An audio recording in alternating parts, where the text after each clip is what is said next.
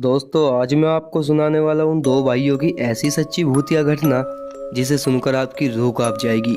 मेरा नाम है मोहित चौधरी और आप देख रहे हैं द हॉरर टॉक्स एपिसोड 4। यह कहानी है 2004 की। राजस्थान के अलवर जिले में दो भाई रहा करते थे। एक का नाम था पवन और एक का नाम था अमित।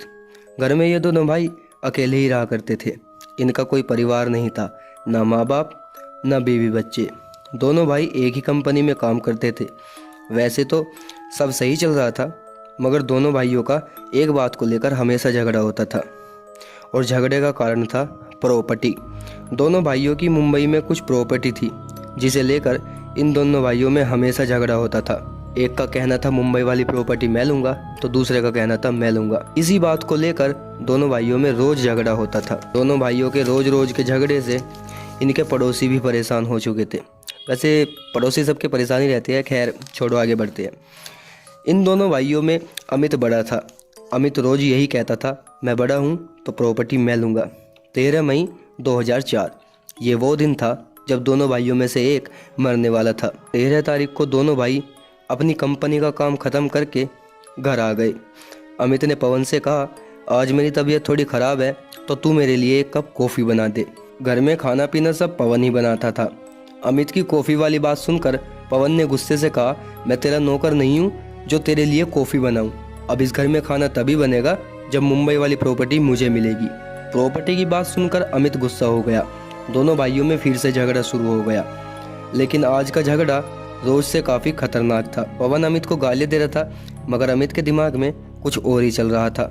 कुछ देर झगड़ा होने के बाद अमित घर से बाहर चला गया और एक दारू की बोतल लेकर वापस आया और पवन से माफ़ी मांगने लगा। अमित ने पवन से कहा अब आगे से हम कभी भी प्रॉपर्टी के लिए झगड़ा नहीं करेंगे, और रही बात प्रॉपर्टी की तो वो आज से तेरी, बस तू मुझे माफ़ कर दे। पवन खुश हो गया। अमित ने पवन से कहा चल अब इसी खुशी में दारू पीते हैं। अमित पैक बनाने लगा और चुपचाप पवन के गिलास में जहर मिला दिया। दोनों भाइयों ने दारू पी ली। कुछ ही देर में जहर ने अपना असर शुरू कर दिया और चंद मिनटों में पवन की जान ले ली।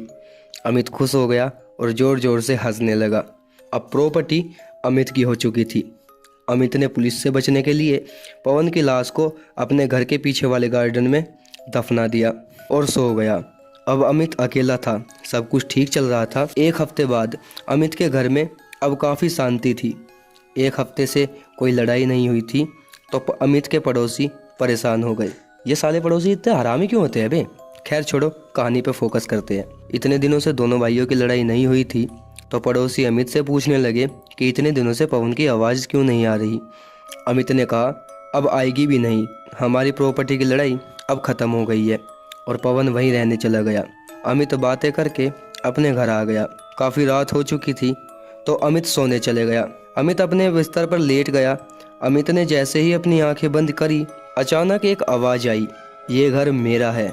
इस आवाज़ को सुनकर अमित पूरी तरह डर गया, क्योंकि ये आवाज़ थी पवन की।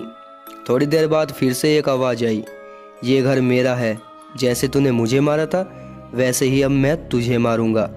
इसके बाद क्या हुआ ये किसी को नहीं पता।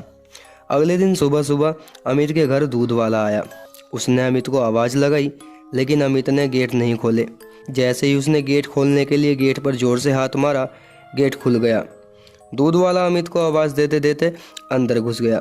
जैसे ही उसने अंदर देखा वो घबरा गया, क्योंकि अंदर अमित की लाश पड़ी हुई थी। दूध वाले ने तुरंत पुलिस को फ़ोन कर दिया। पुलिस आई और कुछ देर घर की जांच करी, मगर पुलिस को कुछ भी नहीं मिला।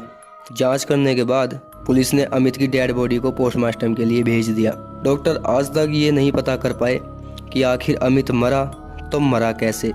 इस बात को 20 साल होने वाले हैं, लेकिन आज भी उस घर में दोनों भाइयों की लड़ने की आवाज़ें आती है, और ये मेरा नहीं अमित के पड़ोसियों का कहना है। तो ये थी आज की कहानी।